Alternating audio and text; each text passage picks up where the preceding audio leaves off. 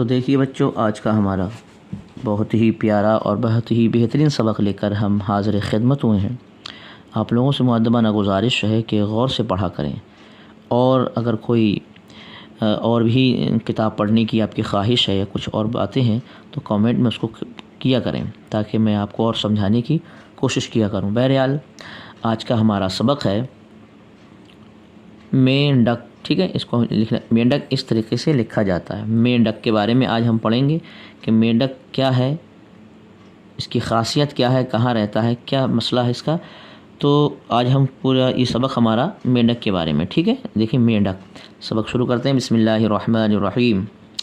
مینڈک ایک ایسا جانور ہے جو پانی کے تہہ میں اور خشکی کے اوپر بڑی آسانی سے رہتا سہتا ہے۔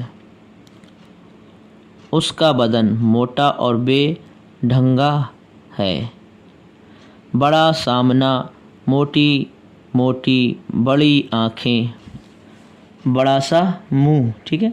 بڑا سا منہ، موٹی موٹی بڑی آنکھیں، نرم نرم لجلجی کھال، بہت چپچپا اور پھونڈا، اسی واسطے نہ تو وہ دیکھنے میں خوبصورت لگتا ہے نہ ہاتھ لگانے کے قابل ہوتا ہے، مگر پھر بھی اس میں کئی باتیں عجیب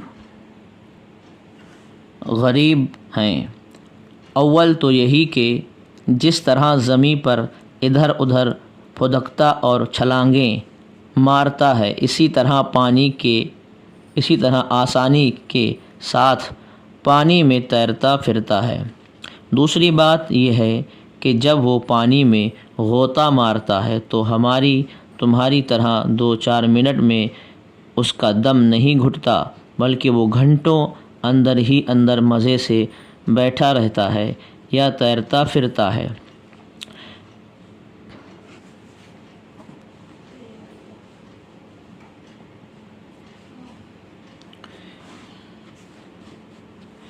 تیسری بات یہ ہے کہ پانی نہ رہے یا بہت سردی ہو تو کبھی تالاب کے نیچے کی مٹی میں، کبھی نالوں اور نہروں کے کنارے سوراخوں میں یہ مینڈک اس طرح رہتے ہیں جیسے کوئی پڑا سو رہا ہو، اور اسی حالت میں مہینوں گزار دیتے ہیں۔ جب برسات کا موسم آتا ہے تو گویا اس خواب غفلت سے بیدار ہوتے ہیں اور ٹرا ٹرا کر سارا جنگل سر پر اٹھا لیتے ہیں۔ چوتھی بات یہ ہے کہ مینڈک ایسا پھرتیلا اور چاق ہے کہ اپنے 20 گنی اونچائی اچھل جاتا ہے اور 50 گنی لمبائی پھلانگ سکتا ہے۔ پانچویں سب سے عجیب بات یہ ہے کہ وہ شروع میں مینڈک کی صورت میں پیدا نہیں ہوتا، بلکہ مچھلی کی صورت میں انڈے سے نکلتا ہے۔ یعنی ایسا نہیں ہے کہ وہ جیسے ہوتا تو جانور ہے 4 پیروں والا، مگر وہ شروع میں مچھلی ہوتا، انڈا سے نکلتا ہے، مچھلی کی اس کی صورت ہوتی ہے، ٹھیک ہے؟ نکلتا ہے۔ تم نے تالابوں، پوکھروں اور کھیتوں کی کیاریوں میں بار بار دیکھا ہوگا کہ تمہارے آتے ہی سیاہ رنگ کی چھوٹی چھوٹی مچھلیاں جھلک دکھا کر گہرے پانی کی طرف چلی جاتی ہیں، اور وہ اصل میں مینڈکوں کے بچے ہوتے ہیں۔ تھوڑے دنوں کے بعد ان کا دھڑ موٹا ہونے لگتا ہے، پھر آہستہ آہستہ مچھلی ٹانگیں، پچھلی ٹانگیں اور ہاتھ نظر آنے لگتے ہیں۔ اس طرح 8 ہفتے گزرنے تک پورے مینڈک بن جاتے ہیں۔ مینڈک کیڑے مکوڑے اور مچھلیوں کا شکار کر کے کھاتے ہیں، اس لیے ان کا گھر میں ہونا بہت مفید ہے، مگر خرابی یہ ہے کہ وہ خود سانپوں کی مزیدار خوراک ہے۔ سانپ ان کی تلاش میں رہتے ہیں، لہٰذا جب گھروں میں مینڈک بہت ہوں تو بڑا خیال رکھنا چاہیے کہ کہیں سانپ ادھر ادھر نہ ہو۔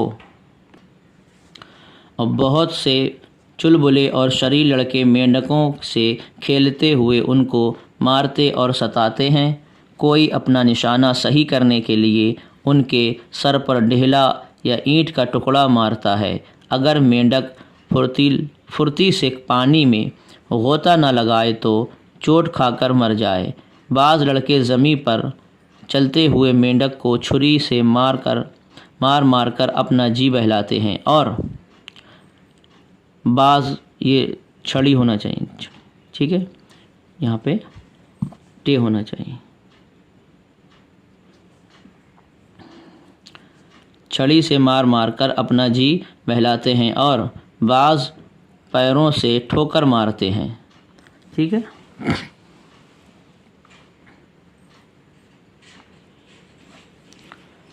بچوں سنو اور دھیان سے سنو، بے قصور مینڈکوں کو ستانا یا زخمی کرنا، جان سے مارنا بے رحمی کا کام اور شرعاً گناہ ہے۔ اس قسم کے لڑکے بڑے چھچورے اور نالائق ہیں۔ بے خطا جانوروں کو ستانا انسان کو ستانے سے بھی بڑھ کر برا ہے۔ یہ ضرور ہے کہ ہمارے مذہب نے مچھلی، چوپائے اور چڑیا کا شکار کرنا جائز قرار دیا ہے، لیکن شرط یہ ہے کہ شکاری آدمی دوا یا غذا حاصل کرنے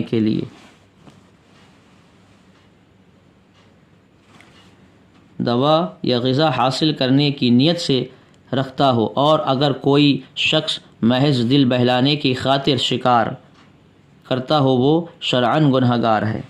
ایسا نہیں صرف شوق کے لیے، نشانہ جمانے کے لیے ہم ایسا کر رہے ہیں۔ اب مینڈکوں کی وفاداری کا ایک واقعہ سنو۔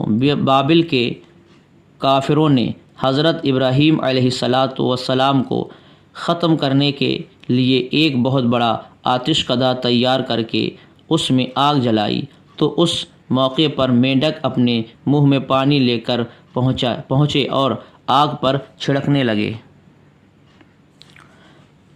لگے تاکہ وہ بجھ جائے۔ یہ ظاہر بات ہے کہ مینڈکوں کے چند قطرے پانی ڈالنے سے ہرگز وہ آگ بجھ نہیں سکتی، مگر انہوں نے اپنی سخت بھر کوشش کر کے یہ ثابت کر دیا کہ مینڈک ایک پیغمبر کے وفادار اور طرفدار ہیں۔ اسی لیے حضور اقدس صلی اللہ تعالیٰ علیہ وسلم کے صحابی حضرت انس رضی اللہ تعالیٰ عنہ نے فرمایا ہے کہ مینڈکوں کو جان سے نہ مارو، کیونکہ وہ حضرت ابراہیم علیہ السلام کی آگ پر پانی چھڑکتے تھے۔ مینڈکوں کو مت مارو کیونکہ وہ آگ پر پانی چھڑکتے تھے۔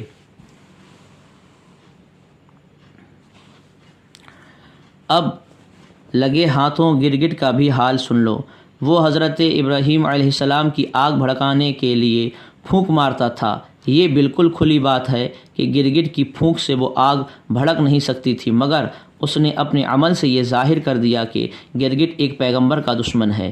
یہی وجہ ہے کہ حضور اقدس صلی اللہ تعالیٰ علیہ وسلم نے گرگٹ کو جان سے مارنے کا حکم دیا ہے۔